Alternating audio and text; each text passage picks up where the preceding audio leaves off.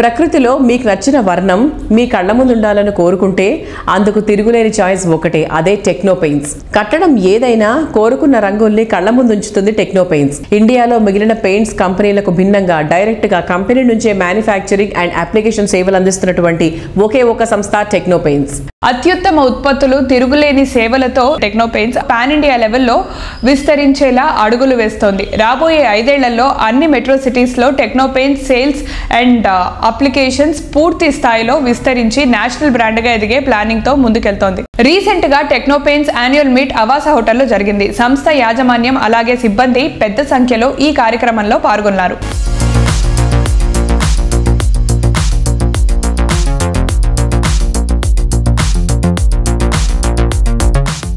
ఈ కంపెనీని next level flagship కంపెనీగా మనం దేశంలో చేయాలనుకుంటే మనం చాలా కష్టపడాలి. చాలా డెడికేషన్తో చాలా హార్డ్ వర్క్ చేస్తేనే మనం ఆ పొజిషన్కి వెళ్ళగలుగుతాం. మనం first of all respect, time and discipline, అది మాత్రం 100% గుర్తుపెట్టుకోవాలి. ఇంత పెద్ద టార్గెట్స్ చేయటం అనేది అంత కష్టమో కాదు, అంత ఈజీ కాదు. ఏదైనా మనం అందరం కలిసి చేయగలిగితే ఒక పెద్ద ఆర్గనైజేషన్ తయారు చేయగలుగుతాం. నా కెరీర్ స్టార్టింగ్ నుంచి కూడా నాతో ఉన్నవాళ్ళు, ఇప్పుడు ఉన్నవాళ్ళు కానీ ఈ ఆర్గనైజేషన్ డెవలప్మెంట్కి, ఈ ఆర్గనైజేషన్తో వర్క్ చేస్తూ ఈ ఆర్గనైజేషన్లో ఎన్నో ఒత్తిళ్ళు, ఎన్నో ఆపరేషనల్ ఇష్యూస్, ఎటువంటి సిచ్యువేషన్స్ వచ్చినా కానీ ఒక ఎంటర్ప్రెన్యూర్గా, ఒక ఫౌండర్గా నాకు అన్ని రకాలుగా సపోర్ట్ చేస్తున్న, నన్ను నడిపిస్తున్న మీ అందరికి కూడా first of all thank you. ఇప్పుడు ఒక మెట్రోలోనే మనం ఇంత చేయగలిగాం. ఓకే, ఫ్యూచర్లో కంట్రీ మొత్తం కూడా ఆల్మోస్ట్ మోర్ దాన్ 50-100 మెట్రోస్ రాబోతున్నాయి. అన్ని మెట్రోస్లో కూడా మన సర్వీసెస్ని ఎక్స్పాండ్ చేయబోతున్నాం.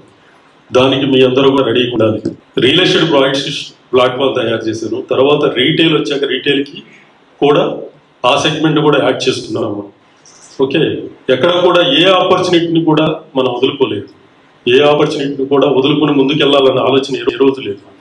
దాంట్లో కొంచెం ఒత్తిళ్ళు ఉండొచ్చు, కొన్ని ఇబ్బందులు ఉండొచ్చు, కానీ ప్రతిదీ మనం ఆపర్చునిటీ చూసుకోగలిగితే దాని నుంచి ఎన్నో టైమ్స్ మనం లబ్ధి పొందుతాం అనమాట.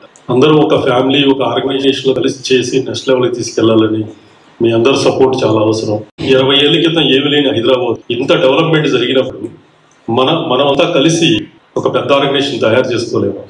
ఈ జర్నీ ఇప్పటి వరకు జరిగింది. What all we achieve so far, and ఇంకా ముందు మనం ఏం చేయబోతున్నాం. Most critical, most important and significant year is next year.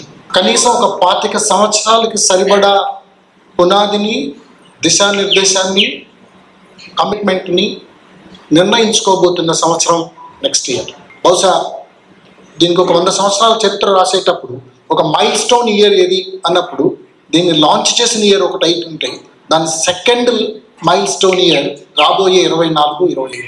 National లెవెల్లో పబ్లిక్ లిమిటెడ్ అయిన తర్వాత ప్రతిరోజు మన కంపెనీ పేరు స్టాక్ మార్కెట్లోను, పేపర్స్లోను, మ్యాగజైన్స్లోను వినబడుతూ ఉంటుంది. మీ పెర్ఫార్మెన్స్ ఎలా ఉంది, ఈ క్వార్టర్ మీ పెర్ఫార్మెన్స్ ఉంది, ఈ క్వార్టర్ ఎలా ఉంది, ఈ క్వార్టర్ రెస్పాన్సిబిలిటీ, ప్రతి క్వార్టర్ గ్రోత్ ఉందా లేదా.